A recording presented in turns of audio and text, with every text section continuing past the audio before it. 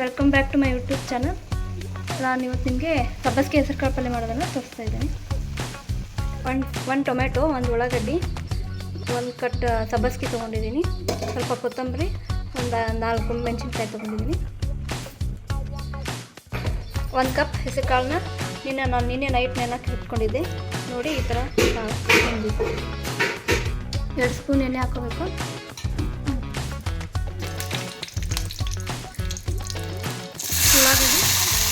ಒಂದು ಉಳ್ಳಾಗಡ್ಡಿ,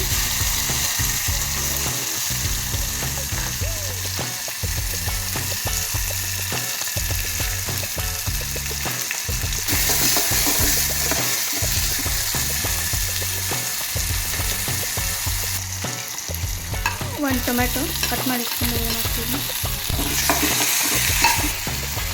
ಹಸಿಮೆಣಸಿನ್ಕಾಯಿ,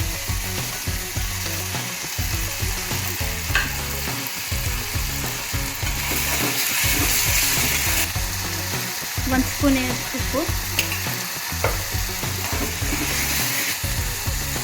ಸ್ವಲ್ಪ ಅರಿಶಿನ ಪುಡಿ.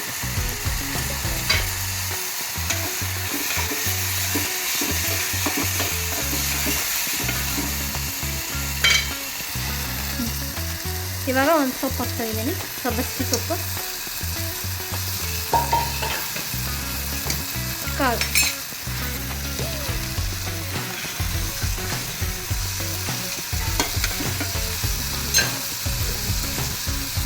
ಕೊತ್ತಂಬರಿ. ಇಷ್ಟು ಹಾಕ್ಬಿಟ್ಟು ಗ್ಯಾಸ್ನ ಲೋ ಫ್ಲೇಮಲ್ಲಿ ಇಟ್ಟು ಒಂದು 5-10 ನಿಮಿಷ ಕುದಿಸ್ಕೋಬೇಕು.